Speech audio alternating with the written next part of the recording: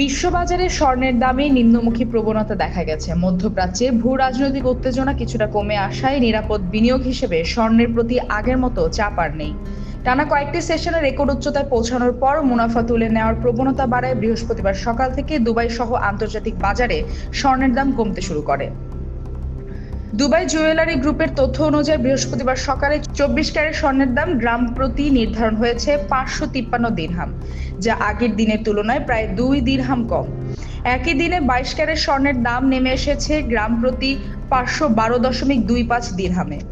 অন্য ক্যারেটের স্বর্ণের মধ্যে 21 ক্যারেট বিক্রি হয়েছে 491 দিরহাম, 18 ক্যারেট 421 এবং 14 ক্যারেট স্বর্ণের দাম ছিল গ্রাম প্রতি 328.25 দিরহাম। আন্তর্জাতিক বাজারে স্পট গোল্ডের দাম দাঁড়ায় $4,590, যা সংযুক্ত আরব আমিরাতের সময় সকাল 9টায় প্রায় 0.8% কম। তবে বিশ্লেষকদের মতে সাময়িক দরপতন হলেও স্বর্ণের সামগ্রিক চাহিদা এখনো শক্ত অবস্থানে রয়েছে।